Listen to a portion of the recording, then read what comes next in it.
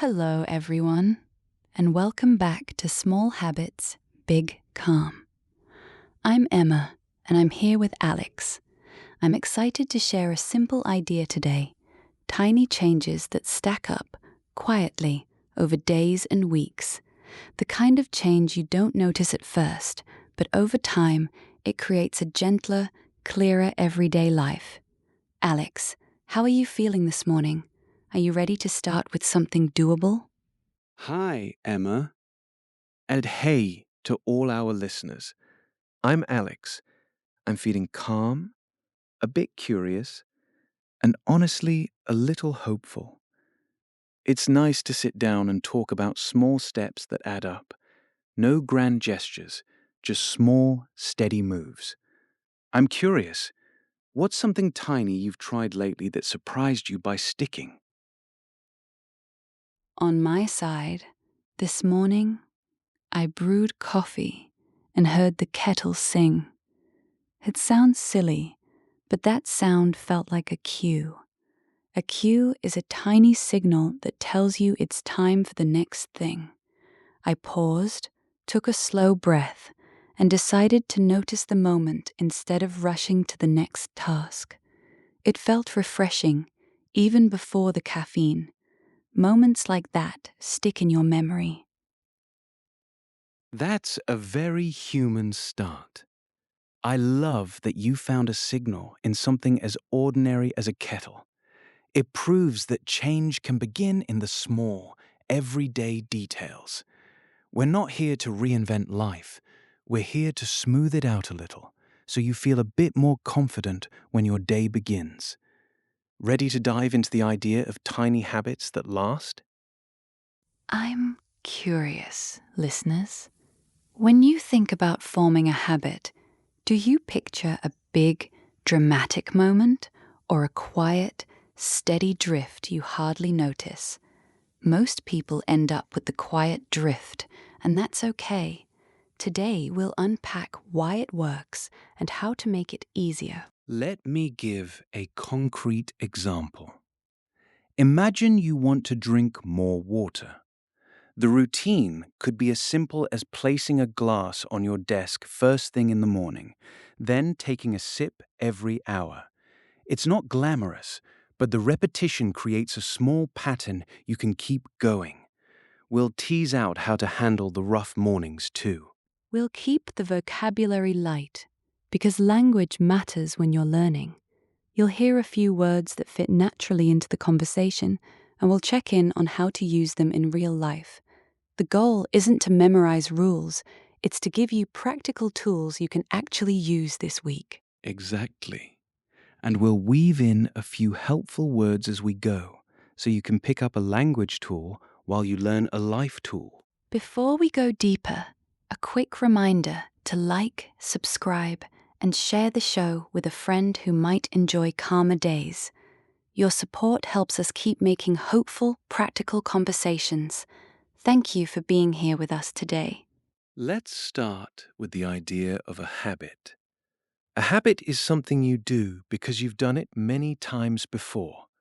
It's not always conscious at first, but over time it becomes automatic, almost like second nature. A habit is built by repeating a simple action in a consistent way. The science behind it is simple.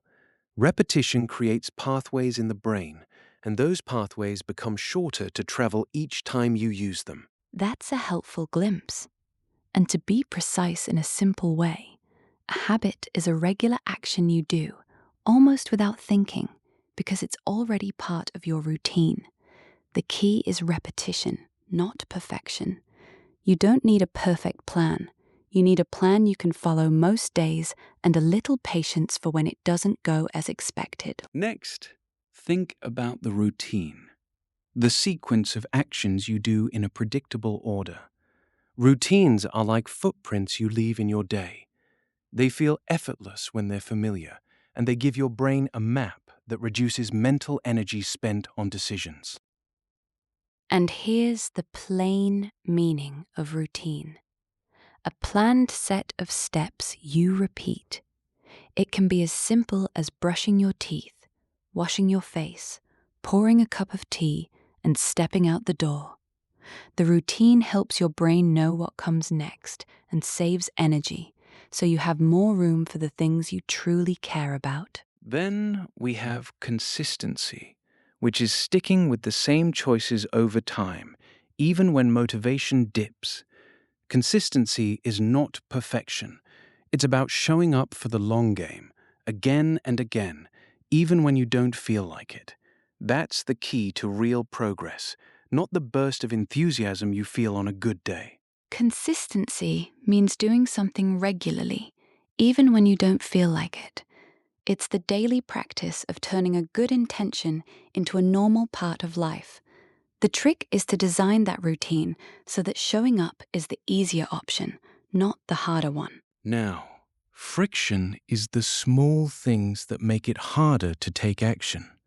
It could be a long to-do list, a crowded morning, or the urge to procrastinate. When you notice friction, you can either remove it or soften it, so the next step feels more doable. Friction is simply the little barriers in your day. When you notice friction, you can remove it or soften it, so the next step feels easier. And here's a simple trick. Make the next action the smallest possible thing you can do, so you don't have to summon a lot of energy to begin. Mindful, in this context, means paying attention on purpose, with warmth and curiosity, to what you're doing right now, rather than rushing ahead.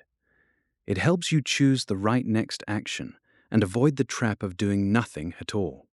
Let me share a quick story from a different part of life. My desk at work. I used to bounce from task to task, never finishing anything, and I'd feel that nagging sense of being overwhelmed. Then I tried a tiny change. I set a timer for 15 minutes and committed to one focused block. It wasn't glamorous, but I finished more tasks and I felt calmer. That's where momentum showed up. After a few days, I wasn't thinking about starting anymore. I was already in the flow. The small win of completing one focus block helped me trust the process and keep going the next day.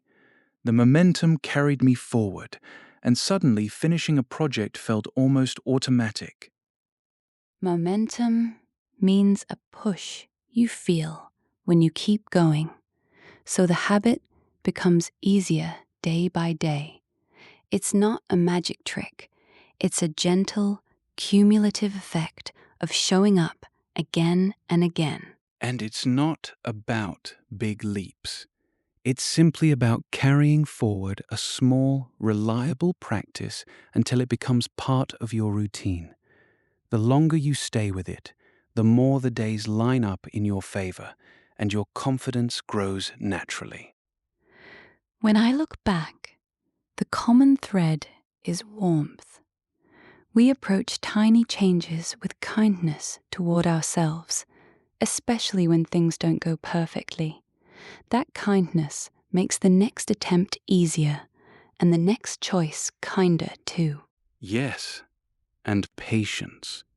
Real change doesn't happen overnight, but it does happen when we stay curious and repeat the process enough times. It's a gentle, hopeful arc, not a straight line. So pick one tiny habit, give it a week, and notice what sticks. The momentum you build can surprise you, especially when you stop judging yourself for missteps and just keep trying. Write one word in the comments about what you want to feel this week. Calm, focus, energy, or something else. We'll look for your words and mention a few on the next episode. And if you're listening later, say hello in your own time zone. Your voice matters to this little community. Now, a real story from me, told in a quieter place, my kitchen after dinner. I was tired but hopeful. I decided to swap mindless scrolling with a short walk around the block. It lasted 5 minutes, and I didn't miss the old habit at all. I came back lighter, with a little more energy for the evening, and I slept better too. That's a nice image, Emma. How did it start? What made you try it in the first place? And what did you notice after a few nights out? I was feeling restless after a long day, and I remembered a tiny tip from a friend. A quick walk unlocks a fresh view of things. So I tried it. The first night it felt odd, but after a couple of days it felt normal, almost inviting. I began to look forward to that short walk, and the rest of my evening felt calmer too. Beautiful. It shows how a small, almost invisible change can shift the mood of a whole evening, and, in time, the other parts of the day as well. 3 takeaways in simple words. Start tiny, remove friction, and ride momentum. Those 3 can fit into any day, no matter how busy you are. And remember, a routine is a friendly pattern your brain learns. Pair a cue with your new habit, and you'll see the pattern form faster than you expect. The trick is to keep it going, not to chase perfection. Thanks for listening today. It felt bright to talk about small steps, and I hope you try one tonight. If you did, tell us what happened in the comments, and we'll chat more next time. Take care, everyone. Share this episode with a friend who might enjoy it, and we'll catch up again soon. Goodbye for now, and may your small steps be gentle and steady this week.